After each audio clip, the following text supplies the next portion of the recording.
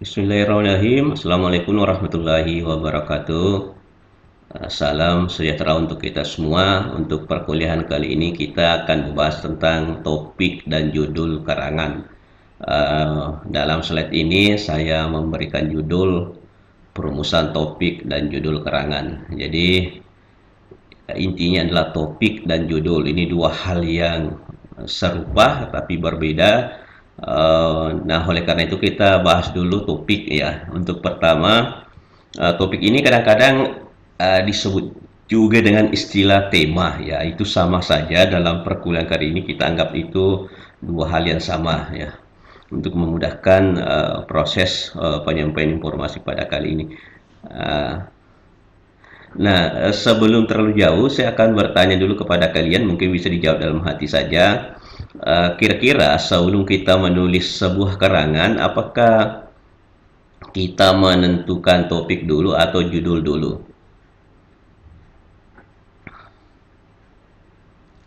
Ya, kita harus menentukan topik dulu ya, temanya dulu yang ditentukan, kemudian kita menulis karangan itu. Judul belakangan. Bahkan judul bisa berubah setelah karangan itu selesai. Ya, beberapa mahasiswa setelah mengikuti ujian atau seminar proposal, judulnya sedikit berubah. Ya, karena mengikuti apa yang dibahas di dalam karangannya tersebut, proposalnya tersebut. Nah, mengikuti topik yang sudah ditentukan sebelumnya. Jadi judul bisa bergeser atau bahkan sedikit berubah. Tapi topik tidak bisa. Kita harus menentukan terlebih dahulu, kemudian kita menuliskannya. Topik semacam rel kalau dalam kereta yang menuntun kita kemana arah kita menuliskan karangan tersebut. Nah, oleh karena itu perumusan topik ini atau penentuan topik ini sangat penting di dalam karangan ilmiah, karena inilah langkah awal dalam menuliskan dan menyelesaikan karangan ilmiah tersebut. Bahkan karangan lain pun begitu ya, bukan cuma karangan ilmiah. Nah, jadi ini tentang topik dan judul ini umum ya, bisa dikata umum materinya karena semua karangan memerlukan proses penentuan topik dan judul karangan. Nah, oleh karena itu kita akan membahas lebih jauh tentang topik dan judul karangan. Ada dua hal yang perlu kita pahami dalam menulis sebuah karya atau karangan. Pertama, bagaimana kita memilih dan membatasi bahan pembicaraan. Kemudian yang kedua, bagaimana merumuskan judul karangan yang baik. Ini tadi sejalan yang saya katakan di awal bahwa terlebih dahulu kita menentukan topik pembicaraan ya. Oleh karena itu bagian poin pertama ini memilih dan membatasi bahan pembicaraan. Nah, ini bagian dari topik ya, penentuan topik ini, memilih dan membatasi. Setelah jadi baru judul bisa dirumuskan kemudian ya.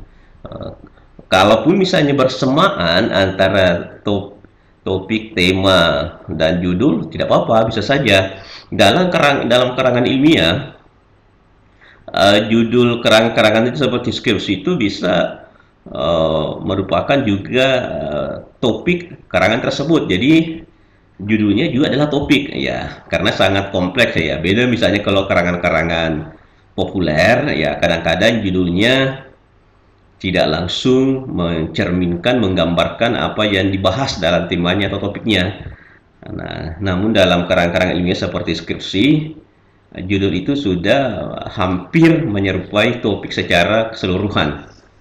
Nah, ini yang pertama ya. Jadi memilih dan membatasi bahan pembicaraan. Oleh karena itu, untuk slide selanjutnya kita akan membicarakan topik karangan. Nah, bagaimana cara mencari topik ini? Ini sesuatu yang mahal di dalam proses karangan ilmiah karena bisa dikata topik itu adalah ide setiap orang yang bisa berbeda-beda ya. Kadang-kadang kita melihat peristiwa yang sama, benda yang sama, hal yang sama, tapi setiap orang yang melihatnya bisa berbeda idenya. Oleh karena itu, ide-ide ini akan memengaruhi topik karangan tersebut.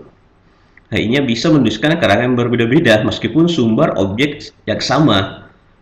Nah, ada beberapa hal yang saya bisa sampaikan dalam perkuliahan kali ini. Mungkin juga kalian punya hal tersendiri, punya cara tersendiri mencari topik karangan.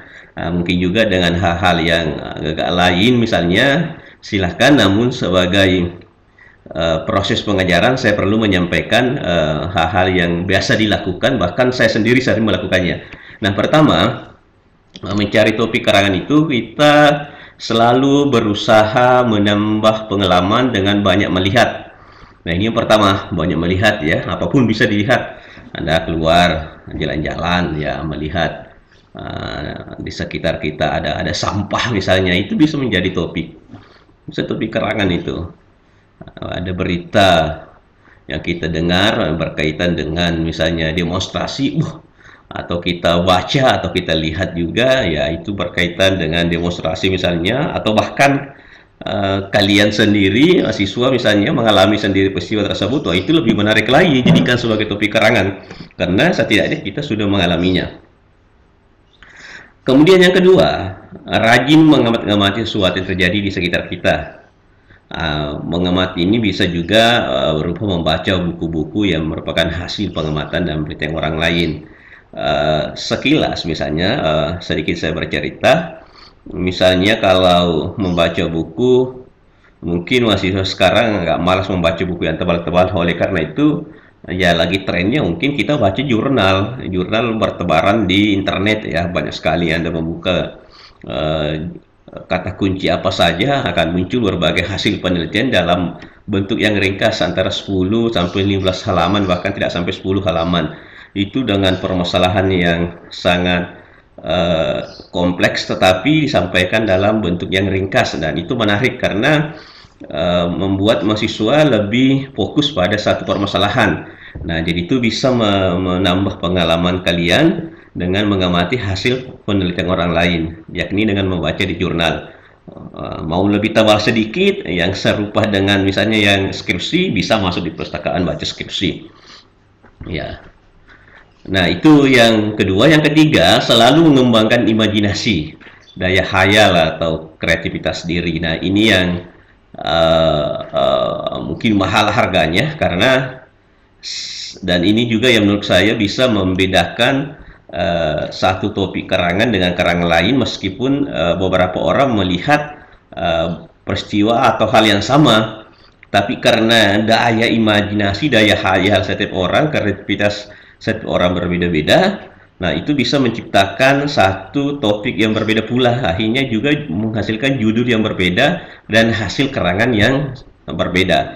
Nah, jika diawali dengan daya hayal, kreativitas yang tinggi, kemungkinan besar juga hasil karangan tersebut akan menghasilkan karya yang lebih kreatif ya. Artinya mungkin agak-agak berbeda dengan tulisan orang lain, namun sangat berpengaruh dan sangat penting, bahkan diburu. Nah, itu biasanya kalau diawali sebuah karya itu diawali dengan daya hayal dan kreativitas. Nah, ini mungkin bisa dibaca di berbagai referensi lain, bagaimana mengembangkan imajinasi itu. Yang keempat, sering mengadakan diskusi dan tukar-menukar pendapat dan mempertahankannya dengan argumentasi dan contoh yang baik dan tepat, serta memperluas cakrawala berpikir. Nah, ini sebelumnya saya pernah menjelaskan tentang argumentasi ya. Karangan argumentasi itu karangan yang berisi pendapat yang disertai alasan. Nah, jadi bagi seorang mahasiswa terlalu terlalu naif rasanya kalau jarang berdiskusi atau tidak pernah berdiskusi. Ya, ini tugas mahasiswa, berdiskusi dan tukar-menukar pendapat ya, bahkan berdebat ya. Mungkin bahasa kerennya sedikit, mempertahankan pendapatnya dengan debat. Nah, ini bisa membuka cakrawala kita dalam berpikir, karena ketika kita berdebat, berdiskusi dengan orang lain, kita mendapat masukan-masukan dari orang lain ya. Kita mendapat pengetahuan tambahan dari orang lain. Nah, ini yang bisa kita lakukan dalam mencari topik karangan. Mungkin ada yang lain, silahkan gunakan saja sesuai dengan pengalaman kalian masing-masing. Selanjutnya, bagaimana memilih topik? Ya, Pertama, ini yang perlu sekali ketika kita menentukan topik, karena tadi saya katakan mungkin kalian berjalan, tiga orang berjalan keluar, tiba-tiba melihat peristiwa yang sama. Peristiwa yang sama itu tentu tiga orang ini melihatnya. Eh, dan ketika ditulis mungkin tidak sama hasilnya dengan ketiga orang tersebut. Mengapa? Karena ada hal-hal yang membedakan secara subjektivitas baik ketiga orang tersebut. Mungkin juga dari tiga tersebut ada yang tidak mau menulis peristiwa yang dilihatnya. Uh, dia mencari objek yang lain. Ya, begitulah topik. Oleh karena itu, penting sekali kita ketahui bahwa memilih topik jangan sembarangan. Pertama, topik menarik perhatian penulis. Jadi ingat, menarik perhatian penulis. Mungkin tadi tiga orang berjalan, dua orang mengatakan, "Wih, bagus sekali itu, ayo kita teliti." Yang lain, yang satu orang katakan, "Wah, tidak, saya tidak tertarik," misalnya. Oh, jangan, kalau tidak tertarik ya jangan ditulis. Ya. Kemudian kadang-kadang juga mahasiswa bertanya, minta topik, judul kepada temannya, apa sih yang bagus diteliti, ya. Minta judul kesandiarnya, apa yang bagus ditulis, ini. Boleh, tapi ketika hal itu yang tidak menarik bagi kalian, jangan diambil. Karena konsekuensi dari ketidakmenarikan tersebut akan berpengaruh pada penyelesaian tulisan tersebut. Jadi, kalian mungkin tidak semangat menuliskannya, menyelesaikannya karena tidak tertarik dengan topik tersebut. Ya, misalnya kalau saya suruh, misalnya perempuan, misalnya saya suruh nulis tentang sepak bola, ya mungkin nggak semua, wah bapak, ya misalnya karena ya mungkin tidak tertarik. Tapi kalau mahasiswa laki-laki mungkin, wah gampang itu, saya suka main bola, sering nonton bola dan sering mengikuti serang-serang sepak bola maupun ulasan-ulasan pertandingan sepak bola. Ya jadi itu gampang karena sudah menarik bagi dia.